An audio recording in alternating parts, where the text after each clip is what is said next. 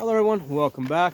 Today I'm going to talk to you guys about having backup firing pins. So I got one here that is broken. This is the second one that I have broken since I started building polymer 80s. I believe this came out of a slide parts kit, probably one that I bought off of eBay. I don't know exactly from who or when I bought this. I'll show you guys a close-up of it. Let's get over here, try to get focus. There you go. See where the firing pin broke. You can see how it's kind of grainy over there, so this is probably a cast pin. Okay, so this is the second one I broke. The first one was when I first started building polymer 80s. I broke that within 2,000 rounds. This one over here, I broke within 5,000 rounds. Okay, so here's the thing. I mean, I do use those cheap parts kits, especially if I'm trying to just if I'm building a gun. I just want to get it working. I want to make sure that the slide and the rails and all that is matching up good. So usually I will just throw a kit in there, both a slide parts kit and also a lower parts kit, as a starting point to make sure that the gun works. Okay, and basically what I do is I just keep running the gun, and then when something breaks, then I upgrade it. Okay, then I get something to replace it. Okay, so and here's the thing: until you run lots of rounds through the gun, you don't know what's the part that's going to break, because I'm running all over the place training people every day. Basically, I'm able to get a good sense of what's going to break. Okay, so the firing pin is definitely an area that's going to break, and I basically I have backup shadow pins, right? I get from Optics Planet, and I just got in a bunch of these uh, billet strikers, right? Billet strikers from AIM, right? These were actually a very good deal. These were like $15 each from AIM Surplus. So I thought these were really good. I tried to buy. They had four. They showed that they had four in the inventory. I tried to buy all four, and then I got a call that they only had three. So I said, fine, send me the three that you got. So I don't think you're gonna be able to buy them from AIM until they get these resupplied, because I bought them all. I also got these are some billets for the billet strikers for the Glock 43. So I got two of these, and I don't know. Quite honestly, I don't know if they're better. I mean, I'm just gonna basically, at some point, the next time that the firing pin on one of these guns breaks, I'm gonna put it in there and test it out. So I'm pretty sure that the one I had in here which is this one right here, came out of one of those cheap parts kits. The one that I got in there now is from Shadow. So I'm gonna see how well that works, how long that lasts, and if that breaks, I'll try one of these billets. And at some point in the future, I'll make a video to give you guys an update. So the two parts that I have found to be the most vulnerable on your polymer 80s is first the trigger spring. Okay, the little spring. Here. So the first part I have found to be the most vulnerable is the trigger spring that goes in the back over here. I'll give you guys a close-up in case there's any of you guys here that don't know where are you. So there's a little spring back there, right over here, back there. There's a little trigger spring under there. So since I started building polymer 80s, I have broken one on the polymer 80s, and I have broken two on this factory Glock, and both of those springs that broke were OEM. They were actually from Glock. So the trigger springs is probably the first area of vulnerability. The second area of vulnerability would be the firing pin. I've broken two of these, but only on aftermarkets. I've not broken any of the original Glock ones. This Glock over here, it's up to about 90,000 rounds now. Okay, it's up to 90,000 rounds. The first time that it broke was at 75,000 rounds. There was that trigger spring. I did a video on it back then. At the time, I didn't know how to fix it. Right, this was before I was building any polymer 80s. So I sent the whole gun back to Glock. They fixed that. They replaced a couple of other parts that were worn in there.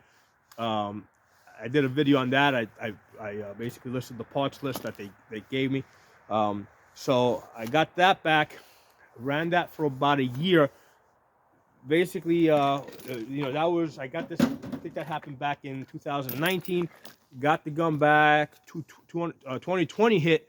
I started getting really busy. I was getting basically called all over the place, different ranges to train people to bring this gun along.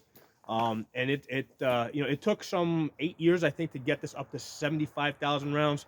It just took a couple of months in 2020 to get it up another 10,000 rounds. Basically what happened was when that trigger spring broke, I'm like, I don't have time to send this back to Glock now. So I took an interest in figuring out how to take this gun apart and learning how to fix it myself. So, I basically watched a couple of videos, figured out that the trigger spring was broken, ordered the part, put it in there. I got the gun up and running, and then I said to myself, hey, I need to get another gun. Yeah, I was gonna buy another Glock. I was gonna buy another Glock. I wanted to get a Glock MOS. 2020, they were all sold out, and that's the point where I decided, hey, you know what? Let me look into these Palmer 80s. These basically are Glock clones. Let me start building these. And I knew that I wanted to get a Glock MOS, something that would take an optic. So that was all the motivation that it took to get me into Palmer 80s. By the time I got my first Palmer 80 up and running, I had put, I think, another 5,000 rounds on this. So this gun is up to 90,000 rounds, and that's pretty much where it's going to stop, okay? Because I no longer really use that gun anymore unless somebody specifically asks me to shoot a Glock OEM. Now I only train people on Palmer 80s. First, a couple of reasons. The optics are so much better. It makes it so much easier for people to learn. The other thing is the awesomeness factor of showing people a gun that looks this cool. So this is something that people really get into, really enjoy. So, but that's the reason why I know exactly how many rounds I have on this Glock, right? Because at that time I was keeping track of how many rounds I was buying, and since the Glock was doing like 99.9% of my 9mm shooting, I mean, I did have other 9mm, but I didn't use those to train people. This gun basically used up all the 9mm ammo. Once I started building these Palmer 80s, at that, once after I built the first one, then I built the second and third. I just kept going. I also got some 9mm ARs, right?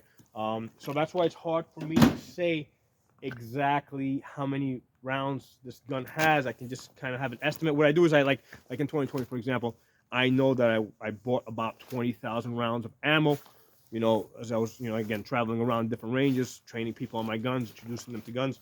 So I can say, okay, in 2020, I used up 20,000 rounds of ammo. How many guns do I have? And I can kind of divide it up, and I can say, okay, this gun did about, because this is a gun I tend to favor a little bit. There's basically like 3 Palmer 80s pistols that I use, and then 2 AR-9, AR rifles that shoot 9mm. So I kind of, and the pistols do tend to do, it's kind of a 50-50 split. So that kind of allows me to get a sense of how many rounds are on the gun. So it's not as precise as when I only had the Glock shooting the 9mm. But anyway, I just wanted to put that out there and show you guys. This is the second firing pin that I have broken. So if you're using these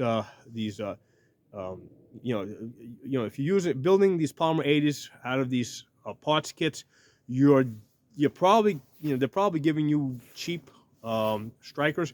So you're definitely going to want to get some backup strikers. That said, the rest of the parts seem to be fine. I mean, I do change the slide release. I do put the slightly longer one because usually when I'm positioning people, I leave the slide open like this.